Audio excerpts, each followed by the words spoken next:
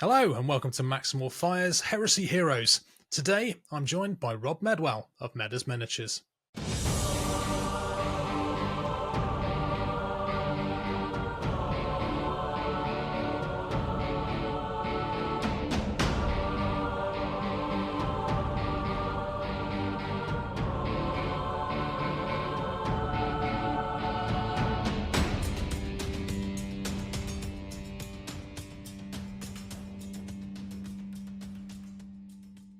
Rob Medwell is an Instagrammer and YouTuber better known for his work under his alias Meddas Miniatures. I was first made aware of Rob back when I started dabbling in Instagram in 2021 post-COVID, and I've eagerly followed his career ever since. Rob has been commission painting for a number of years and specialises in models from the Horus Heresy games. He does online tutorials on Instagram and YouTube, as well as in-person tuition on a one-on-one and group basis. He joins us today on Maximal Fire's Heresy Heroes to talk all things heresy, as well as take a peek behind the veil of the commission painter. Just want to say hello, Rob. Are you doing well tonight? Yes, I am very well. Thank you ever so much for having me today. Oh, my pleasure. Thank you very much for being my guinea pig with this. No worries. No problem at all.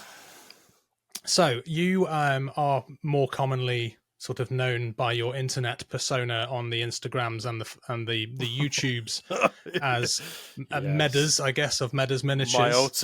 My alter ego. That's right. My painting alter ego. That's right. Yeah. So, but also some people may know Rob from Heresy Hammer, the podcast as well. So Rob, we're here to talk about Meddas Miniatures in particular today. So Meddas Miniatures, if you haven't checked them out on Instagram, really great page, and also the YouTube as well. I'll be dropping links to this in the descriptions down below if you want to check out his stuff. Commission painter, heresy aficionado, sort of. I'll be. This is me gushing a little bit, but when I first started painting Titans, I wanted to find out, like, how the hell do I paint checks? Yes, and I remember this. Yeah, I remember this. I stumbled across your Instagram Dark Angels. I think that's it was right, yeah. the tutorial on that's Instagram. right. Yeah. And that is my go-to. Using a kind of a piece of kind of clear plastic, right, and then working out using that as a template for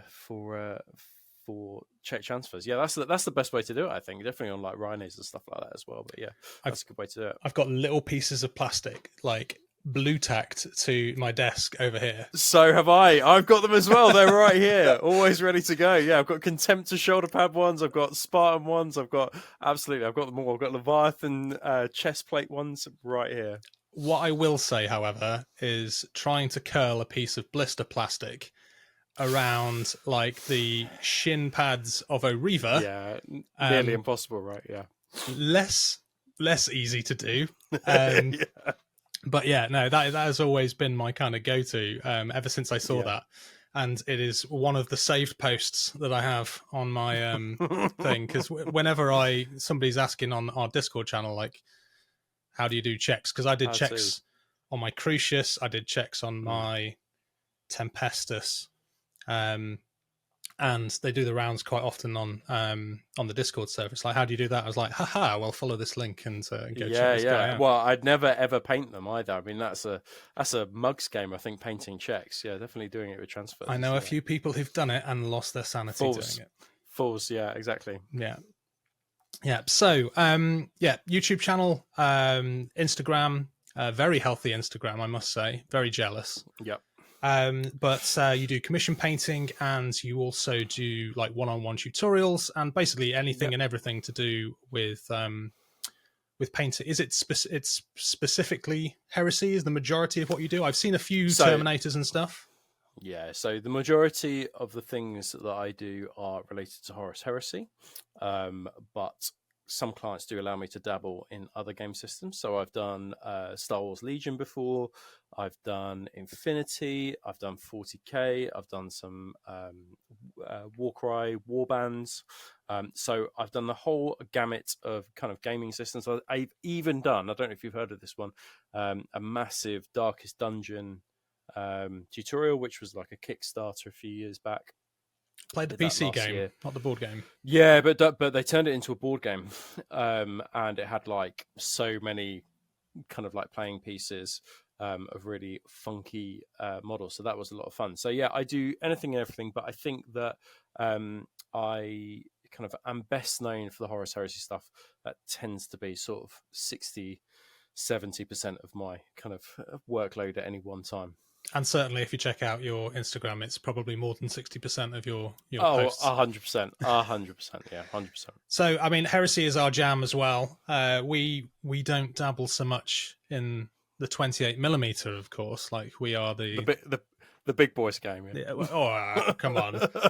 Well, you may be the big boys game. I think we're the old man's game. Like, yeah, that's it. Yeah. We're the veterans game. The people who remember 1988. But yes. Well, I'm going to ask you a few questions tonight, and as you are sort of heresy adjacent, let's just say, there is you may notice a little bit of a theme to some of these questions. But I thought that the best way to start this off before we kind of go into the stuff that I've already like agreed with you we're going to talk about is throw some random curveballs out there. Okay, excellent. With you sent me an agenda earlier today, didn't you? And then you surprised me by saying there was going to be these sudden death style questions. Look, no judgment. Okay, there is no right answer. Well, there's probably a few right answers. Depends who you ask. But I think I know how you're going to answer some of these already. But okay. Let's go, shall we? So, loyalist or traitor? Loyalist. 28mm or epic scale? 28, easy. What's the best acrylic black paint? AK matte black or Army Painter Fanatic black. One is matte and one is satin. Okay, so which one is it? I've not used either of those before. So which is I like a matte black, you see. Yeah, AK's matte. And the new Fanatic range are more satin, never satin finish, more like GW, I'd say, in their finish. Nice. Okay. You can only kill one. Erebus, Lorgar, or Horus? Lorgar. Alpha Legion, good guys or bad guys? Good guys. And only one can return. Battlefleet Gothic, Aliens and Heresy era games, or the old GW website? That's a no-brainer. It's the old GW website, obviously. More so than Battlefleet Gothic. Easy. Yeah, but I never played. I'm not interested in that. That spaceships in space have no interest for me whatsoever. Ooh, I think the comment section will probably explode at that comment more than anything. No interest in that. Okay, all right, brilliant, great stuff. Well, let's those are the icebreakers done. Let's go into the reason that we got you on here, the serious stuff. Yeah.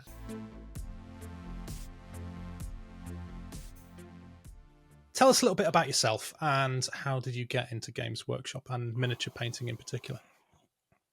Oh gosh, so I think that like most people who got into the hobby, I got into it early on, which was, I remember going around a friend's house, Stephen's house, when I was like 10 years old, and his brother, dad, he was into it and got into it from there really, and saved up my pennies for second edition 40k, not knowing what on earth I was doing, just having lots of Space Marines and Orcs and Gretchens to paint up and never doing anything with them really, just painting like one or two and then not knowing how to play at all because it was second edition was just way too complicated for a child who was 11, and then kind of dipped in and out of it as a teenager, and just in terms of modeling really, I never really played until I left university and had some disposable income to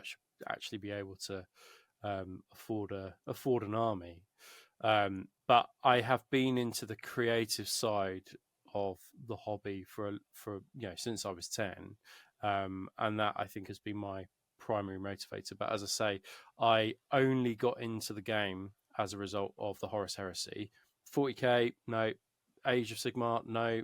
Fantasy battles, no. None of that. Like, I've only really played Horus Heresy and a few games of AT. Yeah, that's been my main gaming, and that's probably why I do most of the painting for the Horus Heresy. So you went balls deep straight into the resin then. Yeah, and yeah, I remember. So, I mean, it was around, I think I was 18, so it must have been 2006 when the first Horus Rising dropped. And that kind of got me into the books of the Horus Heresy. And then from there, I think that Forge World just started their journey a few years later into the kind of like book one, with Betrayal. And then by that point, I was quite into it. And it was nowhere near as big as it is now. But yeah, resin had a resin army. Saved up my pennies month on month, and was able to, it was super expensive back then. But the plastics have made it so much more accessible than it was. Yeah, and it's nice to see them kind of finally sort of start to diversify in the plastic range now with the new Space Marine armor variants, and obviously the new Solar Auxilia as well, which is looking quite exciting. I mean, it's interesting because we've actually had very few new models for the Horus Heresy. I mean, the Kratos has really been the only new model that I can think of in terms of like a vehicle or whatever, or an infantry plastic kit. Like we had assault squads, and we've got assault squads again, but the Kratos is like completely new. And the same with the Solar Orcs line. Most of it's the same, but we've got this new little walker as well, right? So way more accessible. But just fingers crossed we get to see like more and more new units. I'll never be satisfied. It's always good to have. Yeah, I own 4 Kratos. I've got 4 of those. They're just 4 teeny tiny ones. They're just a lot smaller than yours. yeah. And that was the amount which I was able to grab before they all went out of stock.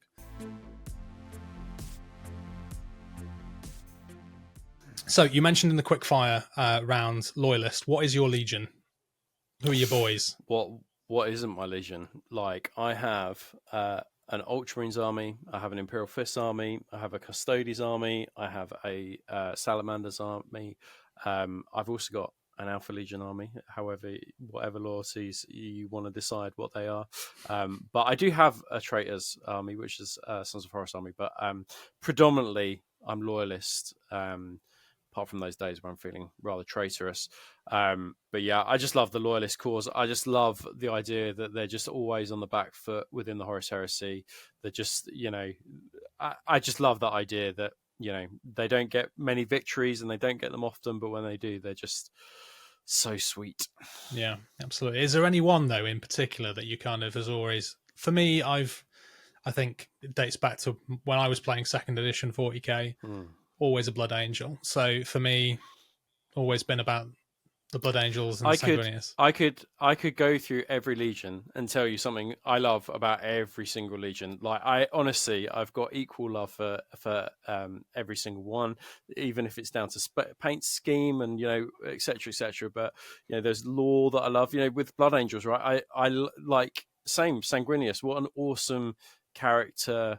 That we've seen in the Black Library novels, awesome model, and we in those early days of like Golden Demon when I was a little kid, people were doing really awesome like Sanguinius conversions, right? And putting them into the monster category, and that just has just inspired me. So, but every legion, I've got something I like about every single one. So while we're talking about Primarchs, did Magnus do anything wrong? No, Magnus did not do anything wrong. So you see him very much as the tragic hero in this. Absolutely, he's the tragic hero, and Russ is the absolute bully. Like how anybody can view it any other way? He tried to save the Imperium, but I guess right that you could say he kind of was dabbling in the warp. He made pacts early on with his with the warp in order to save his legion from the flesh change. They were always going to end badly, but I think that ultimately he tried to save the Imperium. He tried to save Horus as well while he was in Davin, and I think that you can only see his motivations as pure. And anybody who says that he did something wrong is wrong. No amount of arrogance though. That's kind of misguided I mean, arrogance. What Primarch is not arrogant? Well, I mean, okay. these are 18 super beings, right, along with the Emperor. Which Primarch isn't arrogant? But I think that his motivations were ultimately altruistic. I mean, he wanted to save the Imperium and let his father know. He didn't. I mean, you could say, right, that the Emperor didn't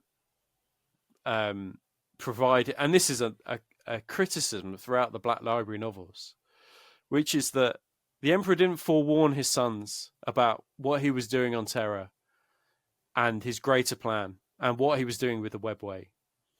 And so when Magnus came through, he had no idea that there were seals, and wards on the Webway. And, could you say that actually and this is a theme that comes out all throughout the Siege of Terror books, which is that, if he had kept his sons more in the loop about what exactly he had been doing, would the situation have ended as it did within the novels? I guess that's the dramatic irony, isn't it? And I suppose so. It's almost a Greek tragedy, isn't it? The way that they 100%, 100%, yeah, but 100%. Yes. Okay, good.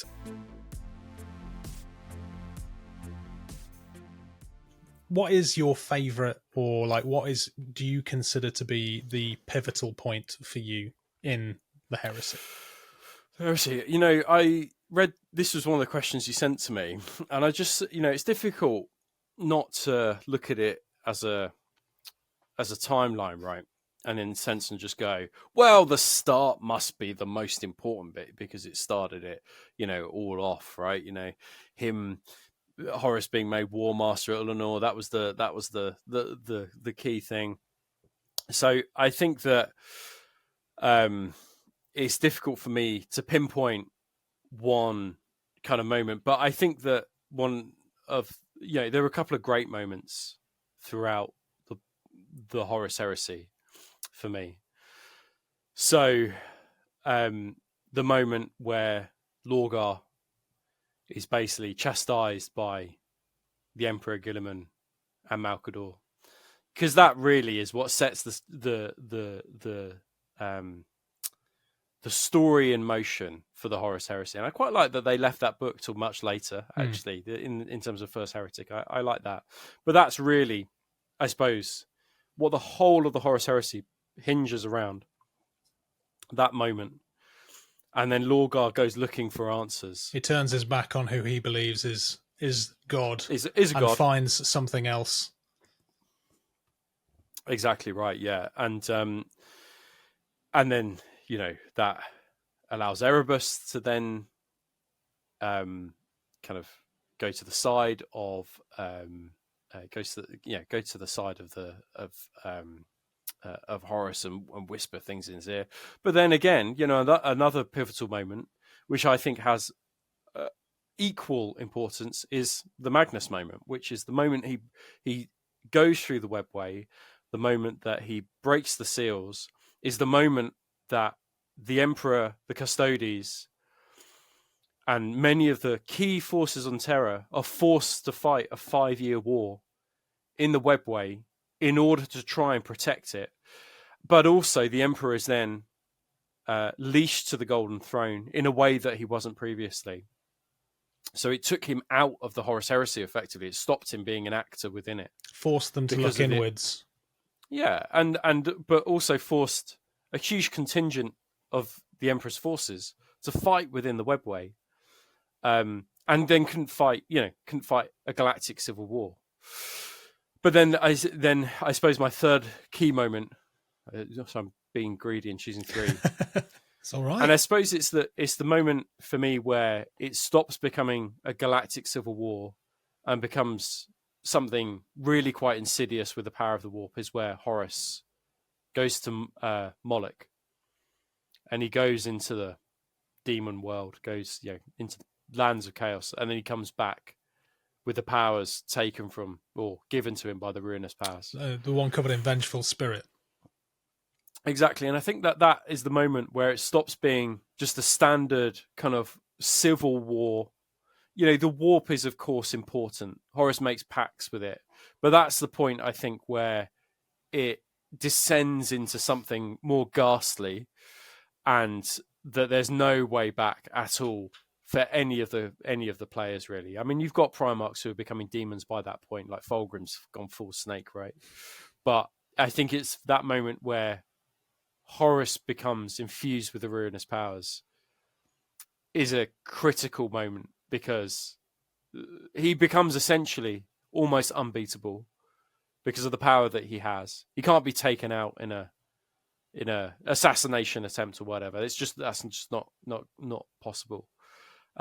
Once he has those powers. So I think those 3 key things and those 3 key bits are probably some of the most important bits into the lead up, I guess, into the Siege of Terra.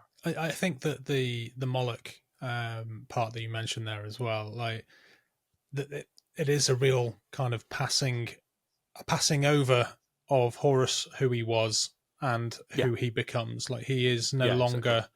There's no shred of the man that you kind of admired in the first 3 books. Like, and I remember reading those 3 books, and it's like watching, it's like watching Titanic, isn't it? You know what's going to happen. Like, the boat's going to sink, but it's kind of how he gets there. And when he returns back, afterwards, it's like 500 years or something. He's technically been gone for him. Yeah, he's been gone a long time. But it's been like seconds for everybody else. Yeah. And he's just a completely like all shred of changed. Yeah. Good.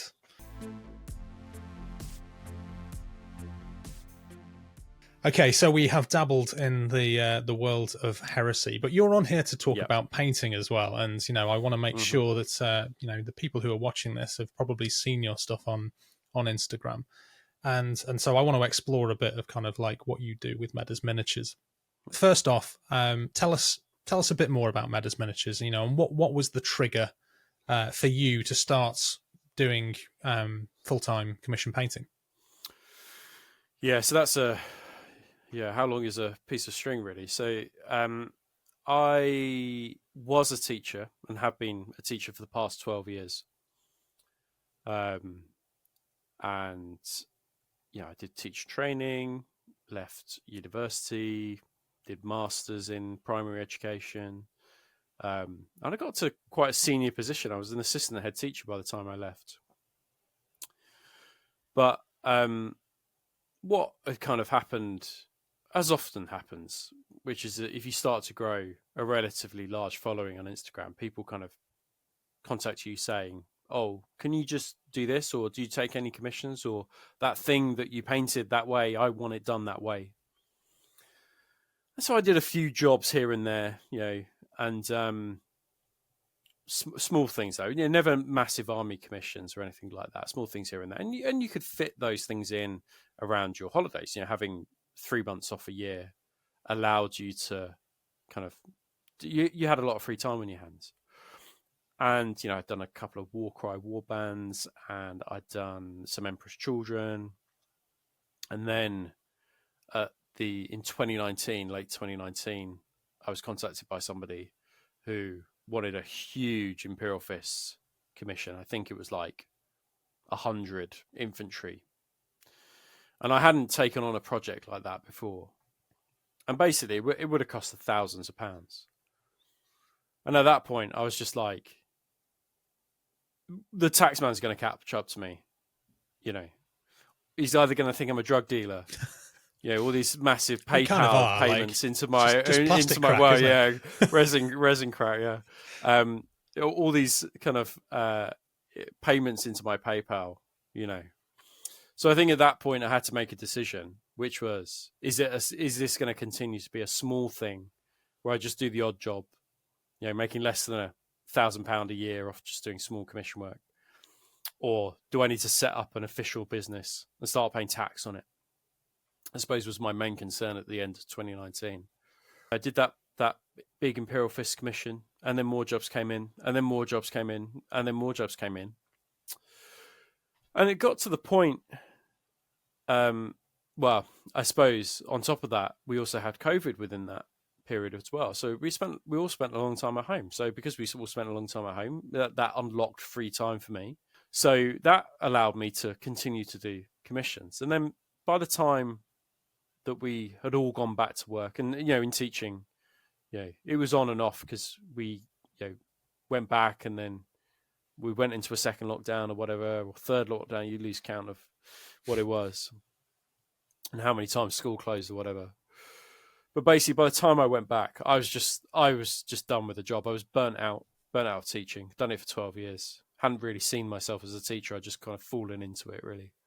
But I was just super burnt out from teaching. I just needed a break. So in 2022, August 2022, I kind of finished teaching completely, and then did the commissions. And the commissions work in a way. So my wait list is quite long, sort of 6-8 months. This year I'm teeing up clients to go into winter 2024. So I felt confident that I would be able to do it full time. And I would have been pleased if I'd been able to do it for 1 year full time. I think, I was going to go 12 months full time. We'll assess the situation from there. Then that went, okay, well, things seem to be working fine. I financially, I'm doing it as financially well as I was when I was a assistant head teacher. So let's make it 2 years. So 2 years will be this year, midway through this year. And then I'll assess the situation kind of again from there. And I suspect that actually will go, it'll be another year. Yeah, I mean, I absolutely love it. I mean, the commission painting is just, I wake up in the morning going, I look forward to my day. And if anybody ever says commission painting's a hard job, they should try being a primary school teacher for 5 minutes. You were set up well, I guess. Well, yeah. I mean, I experience. see. Yeah, exactly. Yeah. I mean, I see some people sort of crying online, like, well, commission painting is so hard. Like, honestly, be a teacher for like 5 minutes, and then you'll know what it's like to work in tough conditions, But and I absolutely love it, and I get to work on projects that I really, really love and really inspire me. I get to work with clients who this is their one of their most prized possessions, right? They can spend a lot of money on these things, and they care about them deeply, and they make time investments as well as financial investments in these things. So I absolutely love it, and it's an interesting gig being a commission painter, and I would recommend it to people if you're looking into it and you quite like painting. There's plenty of clients out there for everybody. Because often, it's not that people can't paint. It's often that they're cash rich but time poor. That's the thing. Or they're talent rich, cash rich, but time poor. And that's often the thing that, you're allowing other people to game through the commission painting. But yeah, it's an interesting gig.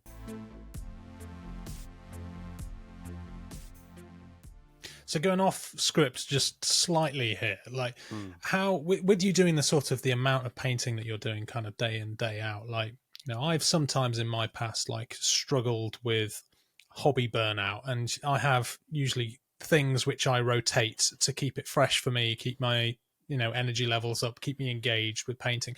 How do you avoid kind of hobby burnout with doing the amount of, I guess, with it all being heresy as well, it's a lot of Space Marines, right? How do you kind of keep it interesting for yourself and keep yourself engaged? Yeah, so there's two things, and there's two separate strands to that question. So the first strand comes from the burnout in terms of just the normal work. Well, you can't afford to be burnt out, because if you don't paint, you don't put food on the table. You can't pay your mortgage. It's not you don't turn up to work being like, oh, I'm so burnt. I know I said that, but you still got to work, and you can't just go, oh, I just need like 2 weeks off because I'm sick of holding a paintbrush. That's your job. That's how you put, and as I said before, like, I get to listen to audiobooks all day and podcasts and paint miniatures, right? I mean, like, yeah. what better like job could there possibly be? But I suppose the second strand is really what you're getting at, is how do you balance your own hobby against doing lots of other people's hobby? That's the real thing. So I think number one, you got to say to yourself, you got to make time. So even if you're snatching an hour, half an hour a day for yourself at the beginning or end of the day, half an hour is better than no minutes. Half an hour, you can actually get some trim done on 5 miniatures within half an hour. And, you do that 5 times in a week, you got the trim on the squad done, right? Sometimes you're at your speediest and most efficient in just, that first half hour. What I like to do is make a little bit of time at the weekend for myself, like anybody would hobby, and they have look forward to. And you go, I'm going to look forward to painting my own stuff at the weekend as a little treat to myself. That will be an unwind by doing my own thing. And the other thing is that I will often paint for something. So I game an awful lot in terms of either going to events or local gaming with friends. And if you've got a list in place that maybe adds in a unit that you don't yet have painted, and you go, well, this is the list I'm going to take. This is the list I want to take, but I've got to get this unit done for that event. Even if it's just one unit, it will provide you with motivation to be able to go, okay, well, I've got to get it done by this date. So I need to get cracking. As well. And, prior planning is really important. If you've got a month, you can then break down each goal over a course of weeks, right? Airbrush on first day, next 3 days is about some edge highlighting, next 2 days is about transfers, etc., etc.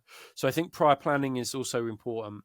You can't just like sit down at the desk and go, oh, I'm just going to pick this thing up. Yeah, I think that for me, and it's the same when I do clients' projects, you have self-imposed deadlines that you can be flexible around, but it is important that these things don't go on and on. You got to be like, oh, okay, I've got to get this done by today, and if I get this done by the end of that, I'll be on track for tomorrow. And that's how I work. So I think that, going back to saying about commission painting being a great job, it is a great job, but also you have to be disciplined with yourself. And if you're not disciplined, I think it can go pear-shaped. Is what I would say. Great answer. Yeah, I mean, I find I don't get to play at many events because I spend most of my time usually running them. But Beachhead, which is the big event that we have once a year, it's time of recording, it's coming up in a couple of weeks' time. That's always been a massive focus for me for getting terrain done. And seeing it's almost a challenge to myself, which is how much can I do in time for that event? And with terrain, it's I'll set myself like the bare minimum, and then it's like, what else can I get in there as well? Get done. Yeah, exactly. Great.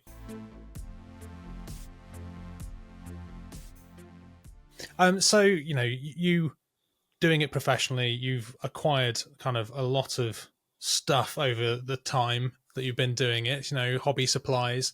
I am an absolute hobby hoarder when it comes to trying the new and shiny stuff.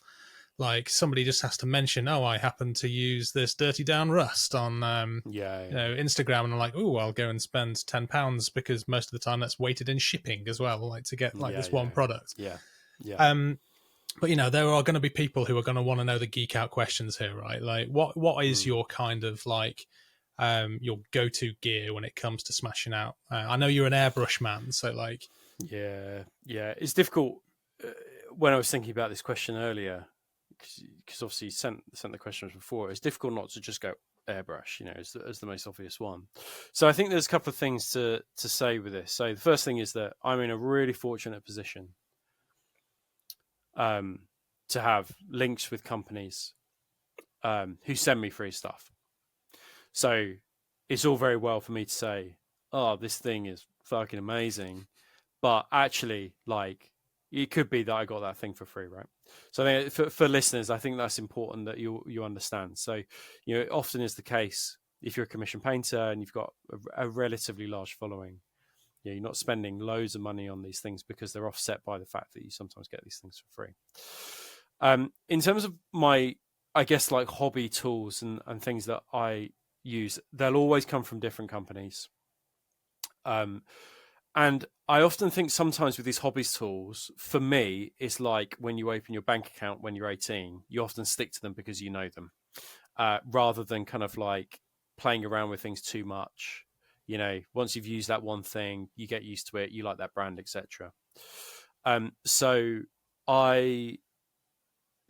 let's start at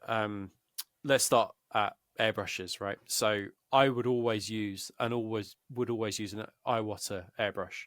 I've used other brands of airbrush, haven't liked them, but it's because I started on an Iwata that, like, if you cut me, I bleed Iwata now, and I've had lots of airbrushes from them. I started on a Revolution, loved that one, then went to the HPC, but now I use a custom Micron, which is probably the best, one of, if not the best airbrush in the world. It's like a £500 airbrush. Nice. But it's my workhorse, right? I mean, it's like if you play the violin for a living, you're going to buy an expensive violin. It's just, I use it every day. So if you are looking for an amazing airbrush, the custom Micron is the dog's bollocks. As for kind of paints and things, it will totally depend on a project. I do not have. You can see all the paints behind me. Loads of those are Army Painter, but there's Vallejo behind me. There's Scale behind me. I've got Tamiya up there. There's some AK, etc. I say in my YouTube videos, often, I'll be in partnership with Army Painter for lots of my tutorials, but there are lots of tutorials where I would use other products on those videos. I suppose that the point is that I use the right paint for the job that it needs to be used for, right?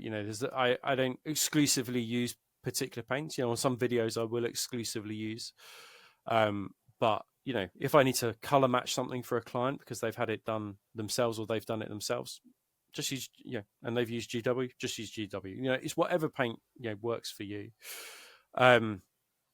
If you want high levels of saturation or vibrancy, then it's you think speed paint or contrast paint over like a white primer, for example. If you want good coverage, war paint Fanatic range is really, really good. AK is really, really good. If you want a matte finish and you're trying to do something to a high standard, AK is good because of the matte finish and and they're good for glazing, right? So I think that you don't want to close yourself off to kind of any paint. As for weathering, so and I'm sure lots of people watching this will have weather lots of Titans and their Legions Imperials. I mean, I swear by Winsor & Newton artist oils. I think that but again, I've used other brands, but I just Winsor & Newton is easily accessible. You can get them from any artist shop. You can get them from Amazon and eBay relatively easy. But they're what I know and what I'm used to, right? So and they work for me as well. But things like enamels, I would use Ammo's products, but I have a partnership with Ammo as well, which then kind of fosters that relationships and allows me to use those enamels as well. So so I guess that I am not.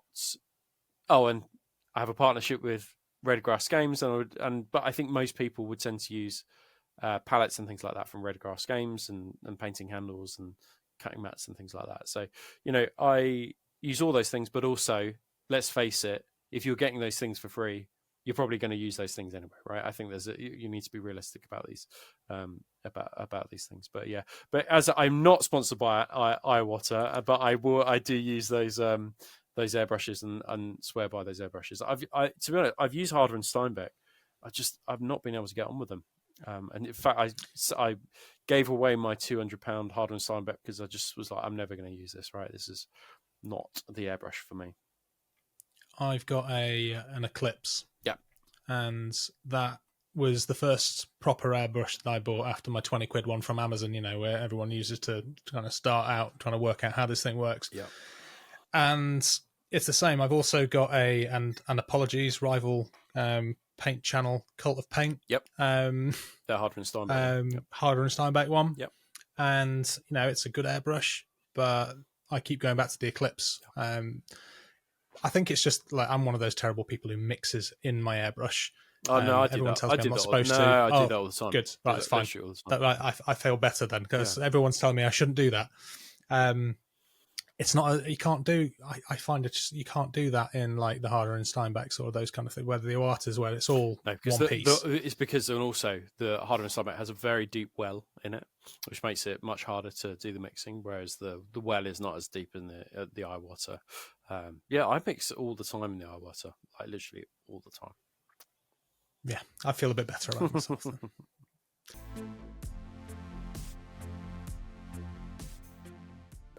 Okay, so you've painted probably thousands of models at this point. Yeah.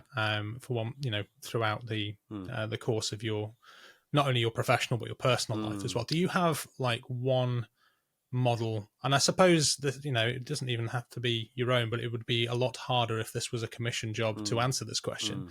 But like, what is for you your favorite model that you've ever painted? And this is the thing which you keep kind of like walking over to in your cabinet every now and again, just picking up and thinking, God, I really love that model. That's a good question. So I'll break this question into two, I think. So one of the problem, I suppose it's not a problem. One of the issues about commission painting, it goes back to what we were saying before, is that if you're commission painting, you're painting for a purpose. So your time is often squeezed in terms of how much other painting you're able to do, be it your own painting. Now, one of the problems is, I think that you need to watch out for if you're a commission painter, and if you are, any kind of painter or thinking about doing commission painting, this is important, is about your skill level plateauing, because it is easy to get into the habit of just going, I paint like this, I follow this formula, it is procedural, this is what a client has paid me to do, therefore I will just do it this way. And if you're just doing the same thing over and over and over again, especially if it is procedural in a lot of the way that kind of airbrushing, weathering, battle damage is quite procedural on things like tanks, you will plateau in terms of skill level. It doesn't matter, you might finesse the process, but you won't get better at painting. And by better at painting, what I mean is basically the way in which you handle a paintbrush, I suppose. If you think about understanding of color as well within that, being able to glaze, being able to highlight, being able to layer smoothly, being able to, I suppose all the technical aspects, edge highlighting, all the technical aspects of painting. But if you follow a procedure and keep on doing that over and again, you won't get better. So that's the first thing to understand. So I think one of the things is that, when you look back at artists, you look, or anybody on Instagram, what you want to see is some kind of progression over the years, because otherwise you're just at a plateau. Hopefully that resonates with people, that they can say, you know what, over the years I've tried to push myself. In teaching, you call it the zone of proximal development, which is that you have to go outside your comfort zone in order to challenge yourself. And if you stay within the comfort zone, that old adage, you won't get better. I always, sorry to interrupt, but that resonates quite strongly with me, because like when I started painting, I painted a lot of Titans now, and I don't own all of them anymore, but I used to try and approach, and I think Titans in particular for 40k, and this is probably the same when you've got bigger models as well, like Knights in 28mm or Dreadnoughts, those kind of things. Every project that I did, every Legio I tried to learn a new Yes. technique. Yes. So I think the first one, I wanted to integrate oils Yes. into my palette of Yes. skills, and then it was like using pigments, Mhm. and each one I tried to, and then like the last project I did, it was kind of like a culmination of everything that I'd learned over the last few years and incorporated loads of them. So that's it's really interesting. You said like that's So I can totally resonate with what you're saying. Yeah. So what you're doing is you're saying, okay, well, every project I'm going to try something new. If you think about the British cycling team back in when we had the Olympics, what they decided to do was improve on an incremental level in terms of everything. So increase everything by 1%, right? And that's another strategy. So rather than learning a specific skill for a project, you are going, I'm going to try and make everything better, right? So the really important piece for me was an Inquisitor I did, which followed Andy Wardle's masterclass that he did on Patreon.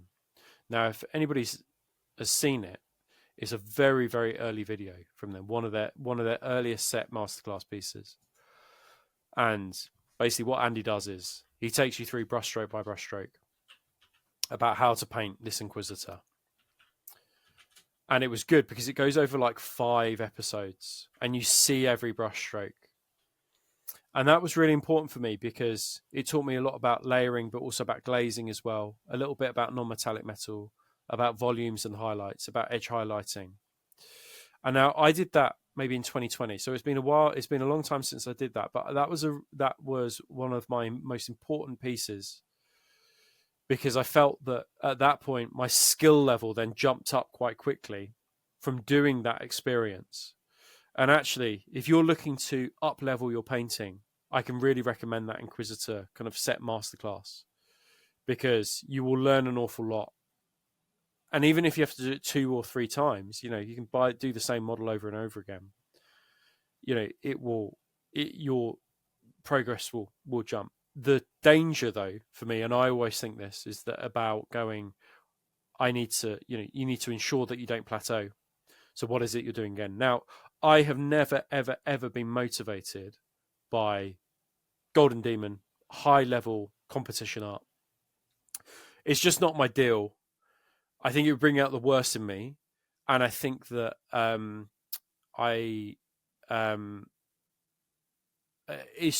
like to paint, I suppose, army painting is what I'm about. So it's about finding that balance of kind of like quality over quantity. But I think that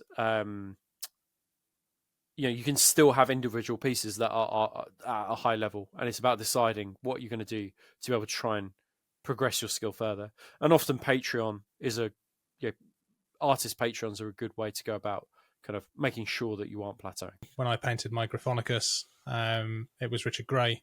I went on his Patreon. He had some great tutorials for Gryphonicus. I followed that. I learned how to paint trim on a Titan in the most insane manner I think I've ever kind of decided to attempt. Yeah. I'm not sure if it's good for my health painting trim like that all the time. But yeah, I then couldn't do it any other way.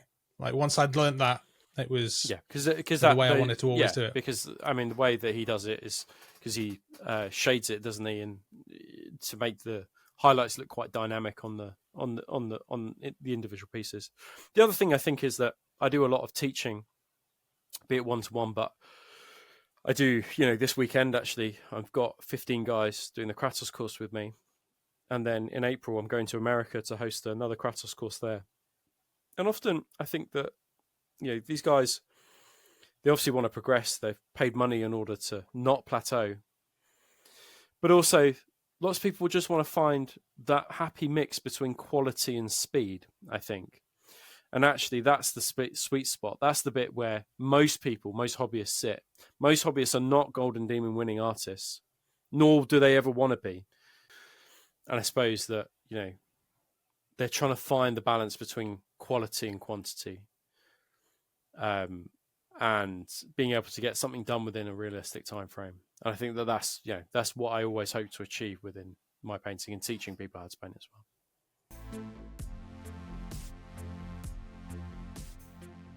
Okay, Rob, last question, and then I'll let you go for the night. You can go off, have yourself a few beers or whatever you do before you go off to bed. What is the one piece of advice that you wish you had been told 20 years ago or 10 years ago? Oh my God. Yeah. Okay. So yeah, that's a good question. I think there's lots of things that I would, I mean, I suppose you could look at it and go, what would I tell myself just as a painter? What would I tell myself as a commission artist? What would I tell myself as somebody starting out in the commission world, I guess? I mean, we've spoken a lot about commission, so I'll probably hit all of those angles. So if I was to tell myself, I think it would be, and I alluded to this earlier, which is that learn how to use an airbrush as soon as possible. I think it makes a massive difference to hobby. The speed at which you can hobby, the quality of the paint job that you can do in terms of army painting. So it's interesting because people, some people will be like, well, you can do a quality paint job without an airbrush. And I'm not disagreeing. But I think that, if you like a look which is, say, like high contrast within your models, a striking army on the tabletop, being able to use an airbrush will help you speed things up, whether you are painting kind of Legions Imperialis, Adeptus Titanicus, Heresy, Space Marines for 40k, whatever. It's make time to learn that skill. Go on a course. I host courses all the time about airbrushing. Paint do courses. Lots of people do courses out there. If I was early advice for commission painters, if you haven't got any clients at the moment, my advice would be buy a couple of battle boxes, be it Heresy battle boxes, Adeptus Titanicus. I forgot what they did, like a good battle box that had like 5 Titans in or something. I mean, that would you'd assume that would, well, you'd need stock for that. Okay, yeah. Well, if you can get hold of the stock, but also 40k. They've been talking about a maniple box for a while, but that was hinted back in August last year, I think, and it's still not materialised yet. Maybe not AT then, but but 40k has kind of like getting started boxes, whatever. What that does, if you're looking to get into commission painting, and if you paint one of those up, number one, it will get you into the rhythm of painting things fast and painting things in bulk. Number two, it gives you content for your socials, which you've got to stay on top of if you want to advertise yourself. You can't just not do social media. We are in a landscape. If you are a business, which is social media, is one of the key pillars that allow businesses to succeed. So if you're just one of those people who's like, well, I'm never going to do social media and I expect to be a commission painter, that just get real, because you need to do social media. And so it gives you content for social media. You can turn that into reels, you can turn that into photos, whatever. You will learn some photography skills along the way, because you're going to have to photograph those things that end products. But what it also does is that if you sold it, let's say you bought it for 90 quid, sold it for 200, 250, you're making a small profit. And remember, you're only just starting out. You're not going to make massive amounts of money, but you're making a small profit. But also, if you sell that to somebody, that somebody might say, could you do me another X unit? Could you do me another battle box? I like your style. Can you do me, a different army, right? And what that does is start creating clients for yourself. It might not lead to somebody asking for more, but it might lead to asking for more. And that's a great way to, and because you've taken lots of photos of those things as well along the way, you're then getting yourself out on social media saying, I offer this service, et cetera, et cetera. So I think that, if I was speaking to my younger commission self looking to start again, if I hadn't got a client base, I would definitely be looking to do that selling it on eBay, selling it on Facebook marketplaces, selling it on Instagram. And yeah, I would look at that. One thing, I guess, another piece of advice, again, it's sort of deviating from your question, but it's something that interests me, is don't be afraid to get yourself out there and start speaking to companies early on about sponsorship. Even if you're small, these companies might want to take a punt on you, especially if you're not big, especially if you have no affiliation with Games Workshop. It's, I think, sometimes in their interest to take a bit of a punt and just say, yeah, sure, we'll send you a wet palette or whatever, no problem. You send an email saying, I'm a new commission artist, or I'm looking to make content. Is there any chance that we might have a partnership, or you can send me some products? I'm happy to, say that I got this from you or whatever. And I think that, lots of my sponsorship deals are not because people have come to me. Some of them are, but many of them are because I went to them and said, this is who I am. And I think it's, don't be afraid to get yourself out there, because sometimes it's not going to come to you. You've got to go get it, I think is one of the things I say. But yeah, there's quite a lot in that answer. I suppose that different phases of my life, and for you guys listening, I guess I hope that's useful. Airbrushing, and if you're looking to be a commission artist, I'm happy to discuss that a bit more and a bit further. But it's something that interests me in particular. That's great advice. I've always said the airbrush for me was always the thing which was a bit too expensive. Yeah, it was, it was a cost, really. It was like, why do I need this? Yeah. And then I got one. Yeah, and I wish I'd done it 10 years ago. And that's the thing, because I think it's an investment, isn't it? That's the problem, is that it's about a long-term investment in your own skill. And I think lots of these things as well is about, skills are important for human beings to develop and learn. And as you get older, it's important to continue to learn new skills. And airbrushing is a skill that you can finesse and get better at. There's a certain level of airbrushing that we can all probably meet. And then you've got to push yourself to, if you look at some actual artist airbrushing, that's like the next level of airbrushing. But yeah, it's, as you say, it's often a cost. But if you just said to yourself, I mean, how much do you spend on models a month? It must be like 150 quid, like minimum, right? I mean, what do you reckon? The wife might be listening, so let's reel that question back a little bit. But okay. Let's just say probably somewhere around that. I mean, well, what's that? Like, 2 or 3 months of not buying any models, you could afford an airbrush, a really decent airbrush, a good one with a compressor, with an airbrush booth, and like some airbrush cleaner and thinner, and a pot, and you're away, right? I mean, I must spend like 400 quid on models a month, right? Just stuff. And I'm sure you guys are probably the same, which is that you probably just buy stuff that just gets, accumulates dust. And I just think that if you haven't got an airbrush, then, really consider it. And I think for those people who kind of know us for Adeptus Titanicus, like the Titan models, I think are the perfect canvas really for learning airbrushing on, because it accommodates for all levels of airbrushing. You can go just as simple as just getting your base coats on to doing something like way more advanced. And, it has been, and I guess tanks as well, like it's another great medium. You get those really nice fades and all that kind of stuff. Exactly that. Yeah. 80 is kind of perfect really.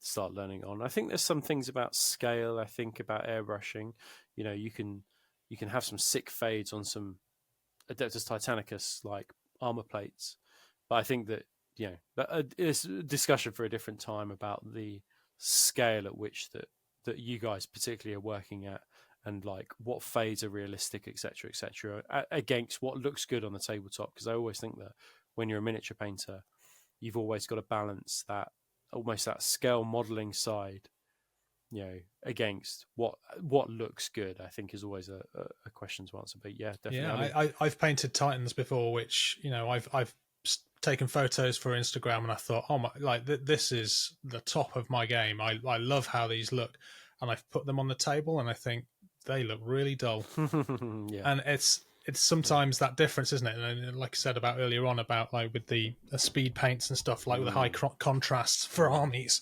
you know, most of the time you're going to be looking at these things from at least 2.5 feet away. Yeah. And it's sometimes more important as to how they look when you're down. Obviously, if you are a gamer, if you like put them in cabinets and that's all you look at them for, I'm sure. But yeah, so yeah, and because hall lighting is not very good. It's not like, you know, a task lamp like this where you can see all the scratches and details that you've put your hard work into. Like hall lighting is often just terrible. So you've got to factor that in when you're army painting and go, okay, well, I need to probably punch up and dial up the vibrancy in my paint job. Even if I like gritty paint jobs, I still want my army to look punchy on the tabletop. Punchy is always the word to describe, but almost like in your face, and sometimes vibrancy is. That's why I like bright ultramarines and bright imperial fists, and colors that are highly saturated, just vibrant and bright. That always are the armies that I would tend to do.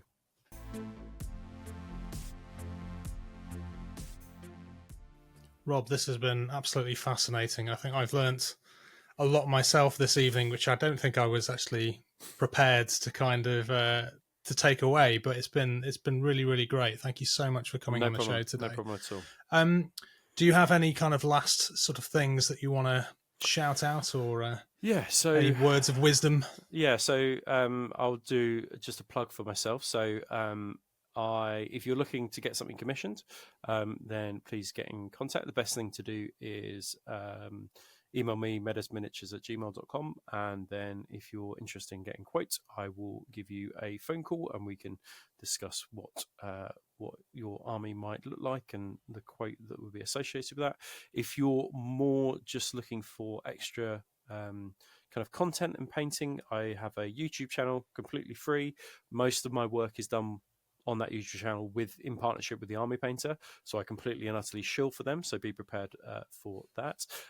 But usually I'm always trying to do things that are perhaps you have not seen before, or things that are different. I try not to, and I often describe my YouTube channel as like the Ryanair of painting, right? There's no A and B reel, it's just me, you, and the paint.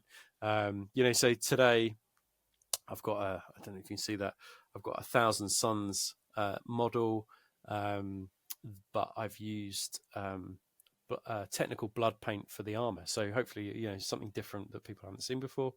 And if you want extra heresy content, I run a podcast with my friends John and Lee called Heresy Hammer, and we do all things 28mm. Although Lee's keen to do Legions Imperialis. But we also have a Patreon for that as well, where you can get Tactica kind of content as well as other rewards and gifts. And we do kind of trimesterly giveaways as well on there. So you can join that for as little as £3 a month. So definitely worth checking out if you love all things Horus Heresy. Thank you very much, Rob. No problem. And all the best, and I'll catch you soon. Thanks for having me.